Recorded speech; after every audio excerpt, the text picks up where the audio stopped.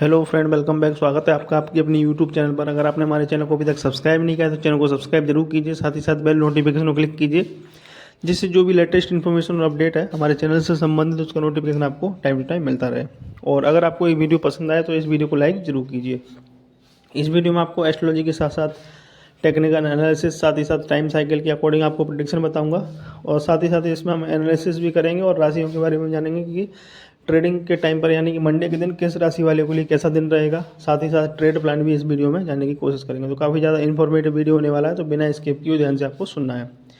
Past performance की अगर मैं बात करूँ हमेशा की तरह, तो निफ्टी में सेल साइड का लेवल रिकमेंड किया था हमने 22,720। इस लेवल के नीचे आपको सेल करना था। लो देखने को मिला हमको 22,503 का, उसमें आपको प्रॉफिट हुआ ऑलमोस्ट 200 पॉइंट से ज़्यादा का। बैंक निफ्टी का बात करें तो बैंक निफ्टी में हमने सेल साइड का लेवल रिकमेंड किया था। आपको बैंक निफ्टी को सेल करना था 48,650 के नीचे सस्टेन करता तब। आज का दो लो देखने को मिला, वो मिला 48,477 का, उसमें आपको प्रॉफिट हुआ ऑलमोस्ट 150 पॉइंट से ज़्यादा का। अगर हम बात करें एस्ट्रो प्रेडिक्शन की, तो एस्ट्रो प्रेडिक्शन हमारा नेगेटिव साइड का प्रेडिक्शन था। तो जैसा प्रेडिक्शन था उसी के हिसाब से मार्केट ने रिएक्ट किया, रिवॉर्ड किया। एक दिन पहले लाइव स्ट्रीमिंग भी किया था नाइट में, तो उसमें भी क्लियरली बोला था कि नेगेटिव साइड का ही मार्केट होगा। पूरा का पूरा समझाया था किस तरीके से डेटा फॉर्म हो रहे हैं। तो अभी मैं डेली लाइव आता हूँ तो उसमें क्लियरली बताता हूँ, तो आप ज्वाइन हो सकते हैं उसमें कभी भी, ठीक है। तो अगर हम मेंबर्स की बात करें तो निफ्टी में प्रॉफिट बुक करवाया इंट्राडे में, बैंक निफ्टी के ट्रेड में प्रॉफिट बुक करवाया इंट्राडे में, टारगेट अचीव हुआ। सेंसेक्स का पुट दिया था हमने यूट्यूब लाइव में, तो उसमें प्रॉफिट बुक करवाया। और बैंक निफ्टी का हेजिंग स्ट्रेटजी और निफ्टी की हेजिंग स्ट्रेटजी वगैरह भी हमारी होल्ड है, तो उसमें भी काफ़ी अच्छा डिसेंट प्रॉफिट ऑलरेडी चल रहा है, लेकिन फिर भी उसको कैरी फॉरवर्ड किया है। अभी बात करेंगे टेक्निकल एनालिसिस की, निफ्टी और बैंक निफ्टी का किस तरीके से सेटअप है उसके बारे में भी जान लेते हैं। तो निफ्टी का सपोर्ट मान के चल सकते हैं हम इंट्राडे बेसिस पर 22,350 रहेगा। रेजिस्टेंस 22,700 का रहेगा। वहीं बात करें अगर हम बैंक निफ्टी के लिए, तो बैंक निफ्टी में 48,100 का सपोर्ट रहेगा। बैंक निफ्टी में रेजिस्टेंस की बात करें अगर हम, तो रेजिस्टेंस रहेगा 49,000 का रेजिस्टेंस मान के आप चल सकते हैं। अब बात करते हैं हम इंपॉर्टेंट डेटा की, यानी कि फ्यूचर्स की डेटा क्या सिग्नल दे रहे हैं। तो फ्यूचर्स की डेटा नेगेटिव साइड का इंडिकेशन दे रहा है। ऑप्शंस के डेटा अगर हम देखें तो ऑप्शंस के डेटा भी नेगेटिव साइड का इंडिकेशन दे रहे हैं, ठीक है। तो दोनों के दोनों डेटा नेगेटिव हैं। साथ ही साथ अगर हम देखें ग्लोबल मार्केट कैसा सिग्नल दे रहे हैं, तो काफ़ी ज़्यादा क्रैश हमको कोहराम मचा हुआ है। ग्लोबल डेटा भी नेगेटिव साइड का सिग्नल दे रहे हैं।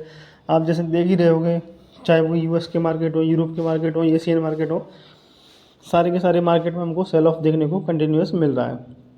अब आपको बताना चाहूँगा कि अगर आपने हमारे जो वीकली प्रेडिक्शन का वीडियो है मंडे टू फ्राइडे तक का, वो वीडियो को किसी भी कारण से मिस कर दिया, तो उस वीडियो को मेरे चैनल पर जाकर जरूर चेक कीजिए, जिसमें आपको मंडे से लेकर फ्राइडे तक का पूरा एस्ट्रोलॉजी का प्रेडिक्शन बताया गया है डे बाई डे। साथ ही साथ उसमें इंपॉर्टेंट वीकली बेसिस पर सपोर्ट रेजिस्टेंस भी बताया गया है, और कुछ इन्फॉर्मेशन भी एक्स्ट्रा उसमें प्रोवाइड की गई है। तो किसी भी कारण से आपने अगर उस वीडियो को मिस किया है तो उस वीडियो को मेरे चैनल पर जाकर जरूर चेक कीजिए। अब हम बात करेंगे हमारे एस्ट्रोलॉजी के और टाइम साइकिल के अकॉर्डिंग किस तरीके से वर्क करेगा, कैसा पंचांग रहेगा। उससे पहले बताना चाहूँगा कि वीडियो अगर आपको पसंद आ रहा हो तो इस वीडियो को लाइक जरूर कीजिए। अगर हम बात करें तिथि की, तो सप्तमी तिथि रहेगी पंचांग के हिसाब से मंडे को। नक्षत्र की बात करें तो पुनर्वसु नक्षत्र रहेगा। योग की बात करें तो सुकर्मा योग बन रहा है। और मून साइन यानी कि चंद्रमा की स्थिति देखें तो मिथुन राशि में चंद्रमा को हम देख सकते हैं। अभी हम बात करें टाइम जोन्स की, जहाँ पर आपको ट्रेड अवॉइड करना चाहिए, वो जो टाइम जोन शुभ नहीं माना जाता ट्रेडिंग के लिए, वहाँ से रिवर्सल होने की पॉसिबिलिटी हो सकती है आपका 1:02 से आफ्टरनून में 1:53 यानी कि 1:53 के बीच में आपको ट्रेड करने से बचना चाहिए, ऐसी मेरी सलाह है। अब बात करेंगे प्रेडिक्शन की, तो प्रेडिक्शन के बेसिस पर अगर आपको बताऊं तो नेगेटिव साइड का हमारा प्रेडिक्शन है मंडे के लिए भी। तो पॉसिबल ही है कि मार्केट में नेगेटिव साइड का मूव हमको मंडे को देखने को जरूर मिलेगा, ठीक है। बाद में हम डिस्कशन करेंगे कि ट्रेड प्लान किस तरीके से बन रहा है, कहाँ से रिकवरी आ सकती है, क्या हो सकता है। निफ्टी में अगर बाय करने की बात करें तो 22,533 इस लेवल के ऊपर अगर सस्टेन करता है निफ्टी, तो आपको बाय करना है। स्टॉप लॉस आपको लगाना है 22,477 का। बाय साइड के लिए पहला टारगेट होगा 22,600 का, सेकंड टारगेट होगा 22,650 का। अगर हम बात करें सेल साइड के लिए, तो निफ्टी में आपको सेल कर सकते हैं 22,477 के नीचे अगर सस्टेन करता है तो आप सेल करेंगे। स्टॉप लॉस आपको लगाना होगा 22,533 का। टारगेट होगा सेल साइड के लिए पहला 22,350 का, सेकंड टारगेट होगा 22,300 का। वहीं बैंक निफ्टी की अगर हम बात करें कि बैंक निफ्टी में किस तरीके से ट्रेड मिल सकता है आपको, तो बैंक निफ्टी में आपको बाय करना है। अगर बैंक निफ्टी सस्टेन करेगा 48,625 इस लेवल के ऊपर टिकना चाहिए, तभी आपको बाय करना है। ठीक है, स्टॉप लॉस आपको लगाना होगा बाय करने के बाद 48,500 का। पहला जो टारगेट निकल के आता है बाय साइड के लिए उसमें रहेगा 48,800 का। सेकंड जो टारगेट रहेगा वो रहेगा 49,000 का बाय साइड के लिए। अगर हम सेल साइड की बात करें तो 48,500 के नीचे अगर सस्टेन करता है तो आपको सेल करना है। ठीक है, अपना स्टॉप लॉस बनेगा सेल साइड के लिए 48,625 का। टारगेट जो निकल के आता है सेल साइड के लिए वो भी आप नोट करके रख लीजिए। सेल साइड के लिए पहला जो टारगेट रहेगा हमारा वो रहेगा 48,300 का। सेकंड जो टारगेट रहेगा वो रहेगा 48,100 का। तो ये तो हमारे लेवल्स हो गए निफ्टी और बैंक निफ्टी के। जो भी लेवल्स मैंने आपको बताए हैं वो स्पॉट के लेवल है, फ्यूचर्स का लेवल नहीं है। इस चीज़ को आपको ध्यान रखना है। अभी हम बात करेंगे फाइनेंशियल निफ्टी की, क्योंकि इसमें भी लोग ट्रेड करते हैं तो इसको भी मैंने इसमें इंक्लूड कर लिया है। फाइनेंशियल निफ्टी को आपको बाय करने के लिए 21,567 21,567 इस लेवल के ऊपर अगर सस्टेन करता है फिर निफ्टी तो आपको बाय करने की कोशिश करना चाहिए। ठीक है, तब आपके स्टॉप लॉस बनेंगे 21,496 का बाय साइड के लिए। पहला टारगेट होगा बाय साइड के लिए 21,650 का। सेकंड टारगेट होगा बाय साइड के लिए 21,700 का। बात करें अगर फिर निफ्टी को सेल करने की कोशिश कहाँ कर सकते हैं तो 21,496 इस लेवल के नीचे अगर सस्टेन करता है 21,496 के नीचे तो आपको सेल साइड का ट्रेड बनाना है। ठीक है, आपका स्टॉप लॉस बनेगा 21,567 का। और ये जो फाइनेंशियल निफ्टी बता रहा हूँ ये भी स्पॉट लेवल्स, ये भी फ्यूचर्स का लेवल नहीं है। ठीक है, टारगेट इसमें सेल साइड के लिए पहला रहेगा 21,400 का। सेकंड टारगेट रहेगा 21,350 का। बाद में रिवाइज कर सकते हैं जो भी अगर टारगेट आपके अचीव हो जाते हैं तब। सपोर्ट की बात करें 21,350 का सपोर्ट रहेगा। ठीक है, और अगर हम बात करें कि रेजिस्टेंस कहाँ पर फेस कर सकता है फाइनेंशियल निफ्टी तो 21,700 के आसपास रेजिस्टेंस हमको देखने को मिल सकता है। अब हम बात करेंगे एक नया हमने तरीके से बताने का कोशिश किया है जिसमें आपको बताएंगे कि मंडे को कौन सी राशि के लिए ट्रेडिंग का दिन किस तरीके से रह सकता है, यानी कि ट्रेडिंग का लक प्रेडिक्शन बताएंगे बेस्ड ऑन हॉरोस्कोप, मतलब राशियों के अनुसार किस तरीके से आपका ट्रेडिंग का टाइम हो सकता है वो जानने की हम इस वीडियो में अब कोशिश करेंगे। सबसे पहली जो राशि है वो मेष राशि है। तो मेष राशि के बारे के लोग जो है ट्रेडिंग में थोड़ा सा उनके लिए दिन अच्छा नहीं रहेगा मंडे के दिन, ऐसा मेरा मानना है।